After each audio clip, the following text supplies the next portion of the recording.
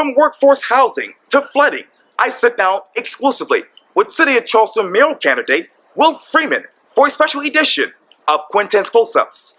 And be sure to download the free Quintin's Close-Ups app in your Apple or Google Play stores. And of course, subscribe to this YouTube channel. Will Freeman. Quintin, how you doing? Good, yourself? Good. Glad to see you again. Likewise. Well, obviously you're running for mayor of Charleston, and I know yesterday you, Mike Seekins, as well as Gary White met for a mayoral candidate, and you basically said this, quote, well, Channel 5 said this, quote, Freeman said our leaders need to be our biggest lobbyists when it comes to getting funding from the state and federal government to help handle these projects. He added, we need to stop studying the issue and start fixing it. How do you fix a problem without a study? Well, the thing is, there has been a study. There's been several studies. Actually, the master drainage plan goes that most of the recommendations that haven't changed go back to 1984. So we've had basically a plan in place for 35 years. It's just we keep studying and putting off and studying and putting off instead of actually just starting to get some shovels in the ground and start getting the job done to raise the money we need for a lot of these capital projects.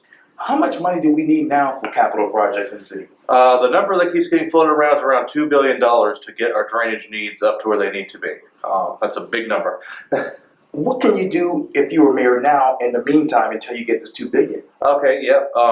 I've laid out this before, short, intermediate, and long-term goals. On the short end, we need to make sure our current flooding infrastructure is working at peak efficiency. We need to clear out all the drains and culverts that are getting blocked up. Okay. We need to make sure, and we also need to be able to do the smaller projects that don't cost as much that we can afford in the city budget to do. So expanding pipes, using bigger pipes. A lot of times what happens is up on the line in drainage, the pipes will be big enough, but then it comes down to a choke point where a pipe that just needs to be double or triple in size, and that's where the backup happens. So that's an easy fix that we can do right now to help start alleviating some of the drainage issues that we're facing. Now, if you were to purchase those pipes or use those pipes, how much would that cost? It depends on the project, and a lot of times, a lot of the numbers, well, obviously the numbers would have to be updated a little bit, but it's going to be, I think when they had to do the fixing for the giant archway of Cumming Street, right near where we're sitting. That one costs it in the $100,000, $150,000 range, if I remember correctly. So don't quote me on that, but it's a lot cheaper to fix to do those upgrades right now than it is to do it on the back end and have to deal, as we've seen, with the increased cost from flooding. What upgrades does the city need right now in your mind? Right now, what upgrades we need, well, it's not so much upgrades as we do maintenance. As I've just referenced, the tunnels, the old tunnel, 150-year-old tunnels collapsed. It's more of a maintenance issue is what the most immediate need is. I mean, we have a lot of infrastructure that's not doing its job because it's just clogged up, hasn't been cleared out. What we need is better maintenance and better system for doing that maintenance. And I would like to do something like we do similar with police and fire departments, where they have a certain district, they're beat basically. I want to do the same thing for our drainage department. They have their beat. They walk around, they proactively are making sure that all of our drainage pipes, our culverts, all that are cleared out and working as they should be before a resident has to call several times. In fact, in some cases I've heard personally from several of my fellow residents before the city comes out to fix it. So I think we need to be more proactive in our maintenance, and I think it's going to save us a lot of trouble in the future. Let me turn to hotels. You said this on your Facebook page, this quote, instead of approving more hotels, we should be working on getting more workforce housing in the Upper Peninsula. That way, those individuals who work in the restaurants, hotels, and other jobs in our tourist-driven economy downtown can actually live downtown. What's your definition of workforce housing right now? Workforce housing for me, and I interchange workforce housing and affordable housing because the difference to me, being in both, having been in both those categories, it's basically a paycheck. It's not that much difference to me. More affordable housing in general is something that's very personal to me. I mean, I remember when I was working in the hospitality industry, we're putting most of my paycheck towards putting a roof over my head and not having much money for anything else. You know, where you're eating rice and beans for a month kind of situation. I've lived it. I've lived the affordable housing issues that we're having to deal with here in Charleston. I think we need to stop letting our developers keep pushing for more hotels down there. We have plenty of hotels.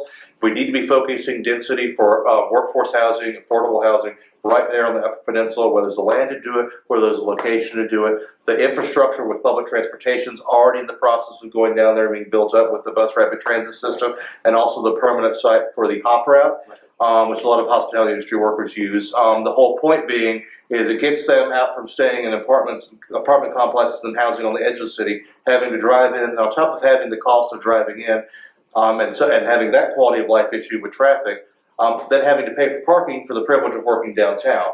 The housing issue actually ties into the staffing issues that have been reported recently with our hospitality industry, because people don't want to pay for the privilege to go work, and then have to go back up, drive back home, and spend all this money that they're not making enough money to begin with for to live. It's just the people who make the tourist economy run.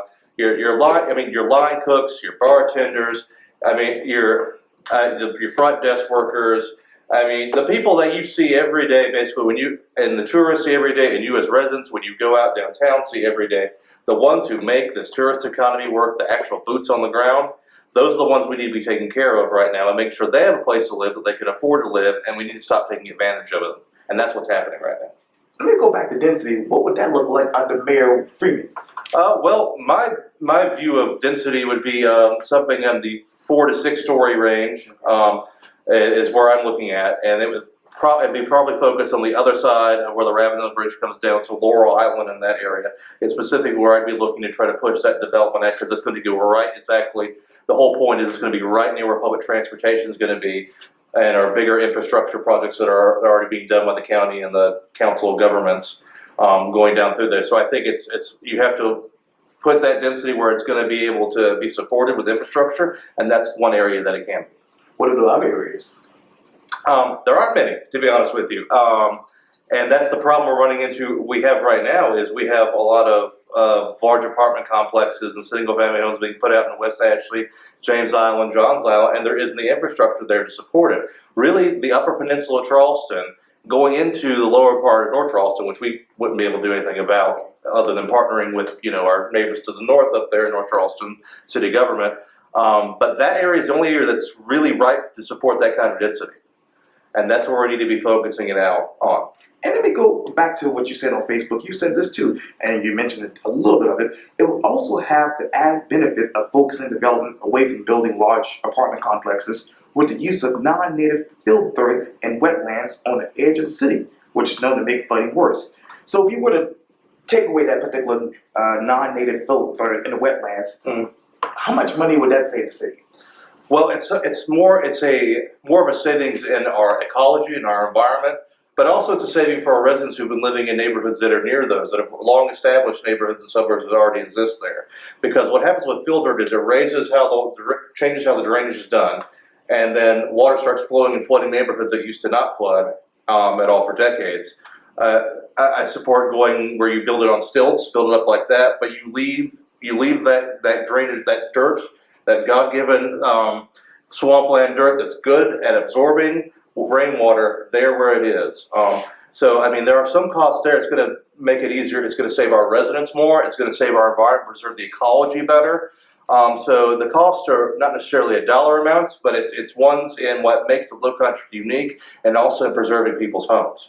Let me turn to the bike paths. And this is obviously coming with your comments from an editorial in Post and Courier. Yeah. And the editorial from postandcourier.com reads this: editorial, find local funds for Ashley River Bike Pedestrian Bridge. You said this quote: the city and the mayor are struggling to get funds we need for the shortfalls for the drainage funding in that area. What are those shortfalls? I'm referring specifically to the Septima Clark Parkway drainage project that was $43 million over budget for Phase 4. Okay. That's exactly what I'm referring to when I'm saying that there's shortfalls there. They're still basically on the plan of draining the drainage fund entirely just to cover Phase 4, and they have no concept of how to get funding for Phase 5. Which, in my opinion, we should already be searching and trying to fill out grants and everything for to get Phase 5, which is what would make it a pump-driven system. Because right now, even with completing Phase 4, it's going to be a gravity-fed system, which is nice, except for when it's high tide. And when it's high tide and when we have the heavy rains and stuff, that's when we're having that biggest issue of flooding in the medical district. If you were a mayor, and if let's say if you were mayor today, where would you get those drainage funds from?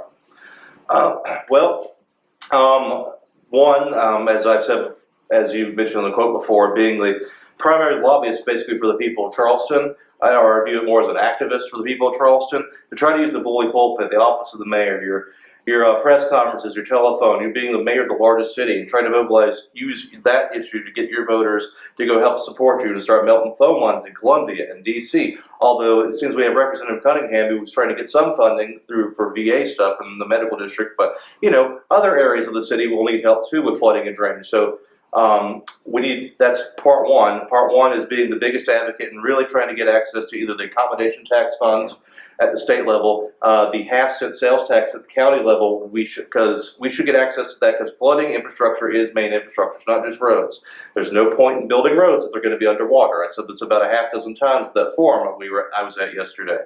I think we need to get access to those and lobby for those funds. And at the federal level, I mean, grants out the wazoo are there. We need to be doing our research for granting and getting all the grants we can. I know the Army Corps of Engineers is currently doing their study and everything for the peninsula of Charleston, which will help us significantly with some of the projects that we have on the peninsula. Also, I like the idea of what are called green bonds. Essentially, it's where private investors go and supply the funding, and then we, as a city government, through the issue of a bond, pay it down on the back end. How much would you pay that? It's depends on how much we would need to raise and for which project. So not to get too into the detail, the devil's going to be in the details there. But there are some advantages to doing the green bonding. One, it's going to make funding more quickly available. It's going to be more accountability because you have a private industry taking on the risk, so they're going to make sure that everything is going to a T. And it's also like speed, speed and accountability, and also transparency. That was the third one I forgot. And transparency. So everyone knows what's going on. It's also, that's one of the things that'll prevent another $43 million shortage, like with the Lawrence Fishburne drainage project. But that's another idea. But the thing with that bonding, students, you have to find a revenue source to support that bond. One of my ideas for that is, as I mentioned, I think last time I interviewed with you, was the head tax for cruise ship goers coming in.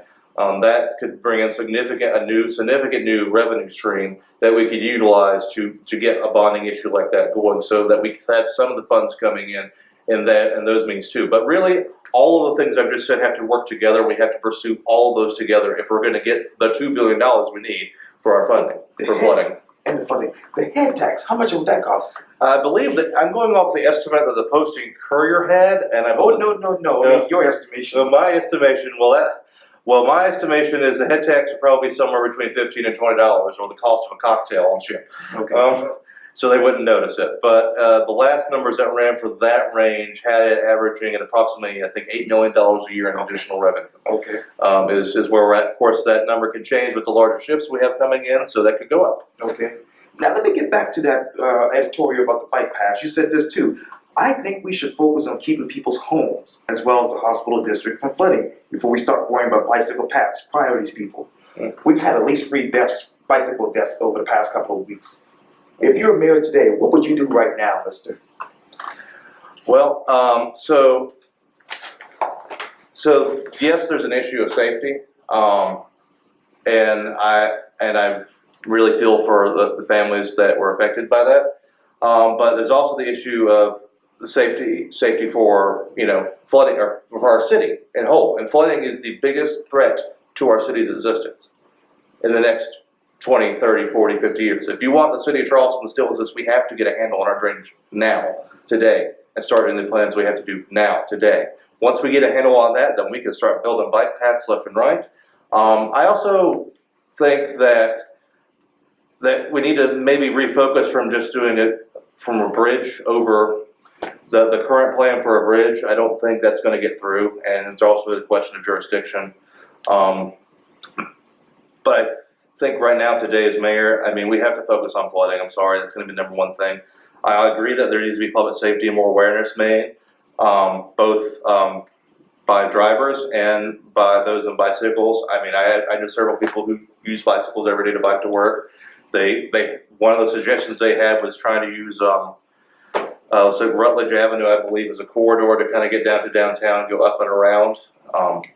But Of course, they were coming up from the necks, so they're having to cross a river. So there's that whole still issue there. But also, I mean, as mayor, there's bike racks on the front of our Carta buses, and I see them empty all the time. Why are we not, as a resident, if you're having to commute across the bridge right now, if you don't feel safe going across that bridge, why aren't you utilizing the public transportation that we have available for you so you can safely get from point A to point B?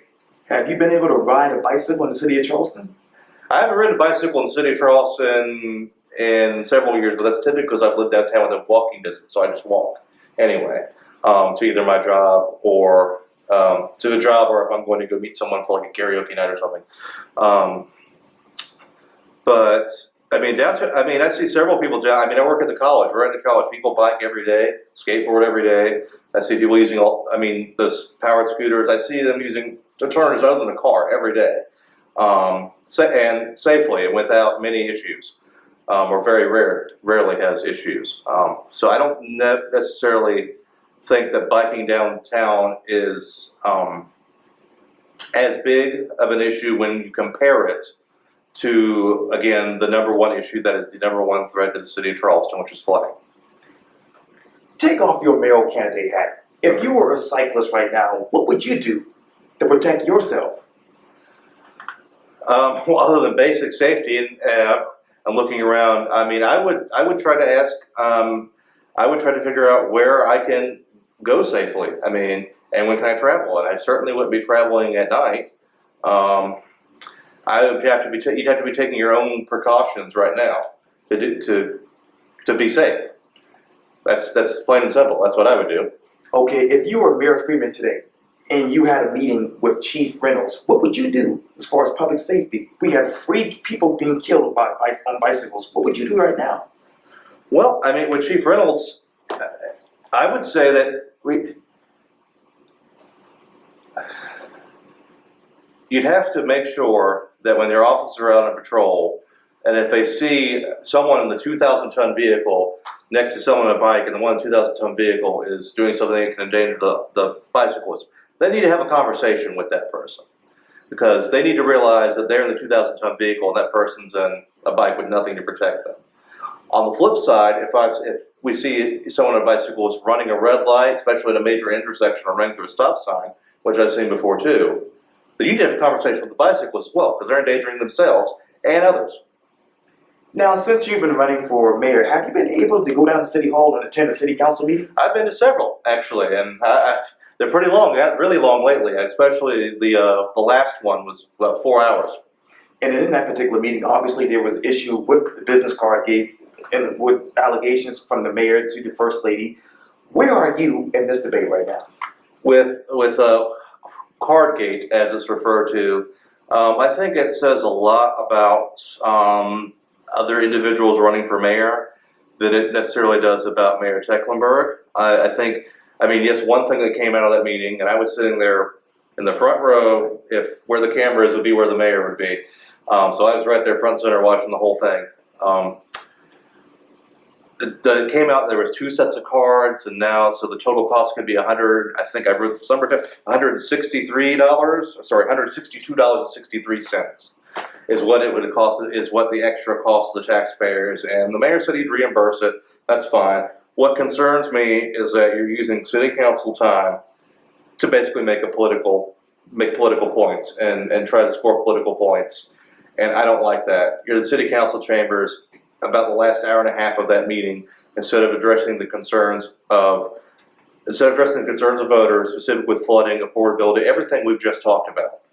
We're talking about business cards. We're talking about people who are running for mayor, clearly, I believe, doing that for political means. So if you were mayor today, would you ask for an audit of yourself as well as others?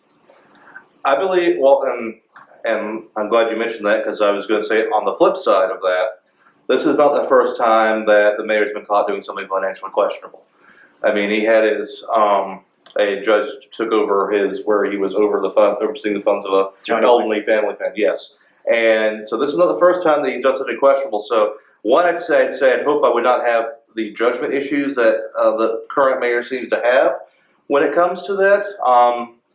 But I would say if the question is put up there, by all means do an audit, but I don't think if the audit's going to cost more than the initial thing, then reimburse it and move on. Reimburse and move on. Because if the audit's gonna sit there and cost more time, money, and effort than what you would have found or have known to find, then I think you could be serving the people of Charleston better. Let me get back to the bicycle and the pedestrian situation there. What should be the city's plan right now for biking, say, 2, 3, 4 years from now? Okay, well, I think for that, I mean, it all goes back to where do we want our people to live and where are people trying to commute from?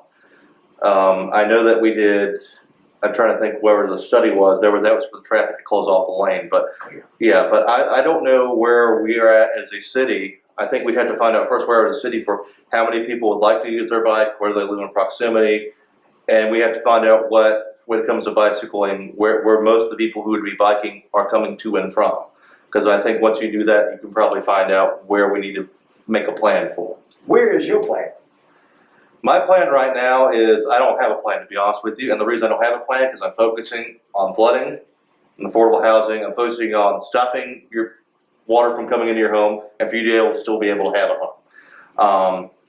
So I don't have a plan on that right now, I'm going to be honest with you, but I would love for anyone here watching it to have their suggestions. I'm not a man who's afraid to admit I don't have a plan for when it comes to bicycle paths and everything like that, because right now I'm focused on the big issue that again threatens Charleston, which is flooding. Why isn't biking on top of that list? Because because with biking is in a 150-mile-per-hour hurricane barreling down, and we have no means of protecting our citizens.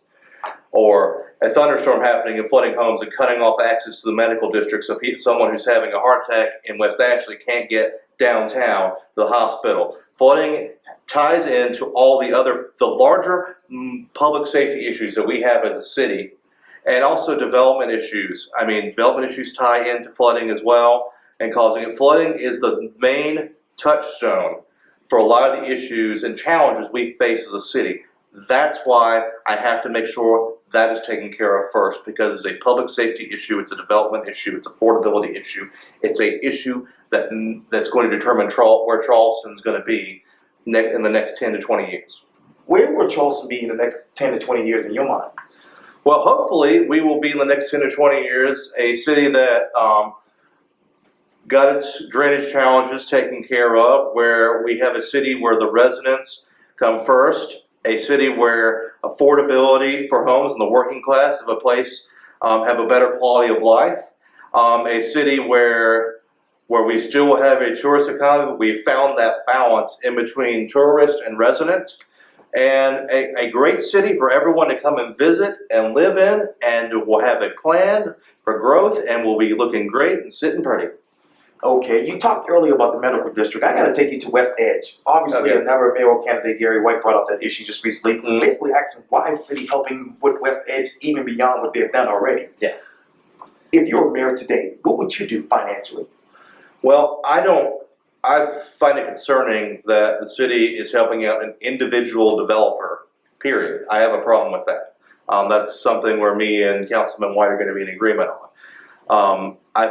I find it even more concerning that there's the uncertainty of whether we're going to lose $1.5 million or not from the deal, whether or not the occupancy is going to get reached enough. And also, I'm more concerned that the Deputy Chief Financial Officer, I believe, said they're not quite sure what they want to do with the 8,000 square feet that they're going to rent out. And that concerns me too. So we're taking on a risk with no plan and no option, and also just the questionable act of helping out a single developer in Charleston to get a contract. I don't like that at all. Now, if they do come up with a plan or whatnot, what should that space be like in your mind? Well, I think that's that space. I think they were trying to use it at least out as a incubating space to start new businesses and have them have a space for that. I'm not sure which way the wind's blowing on that one to help their space at. I do know that there's a couple offices that probably like planning and was it planning, the planning department and traffic department and transportation department are on opposite sides of the peninsula. They probably need to be joined together into one office. Maybe that could be a space for that. Maybe, I mean, I don't know what the space should be utilized for, but the point I'm trying to make is we shouldn't be having to decide what the space should be used for, because we shouldn't have done it to begin with. Will Freeman, Yeah. thank you so much for your time. I really, really appreciate this. Thank you. Have a good one. Thank you.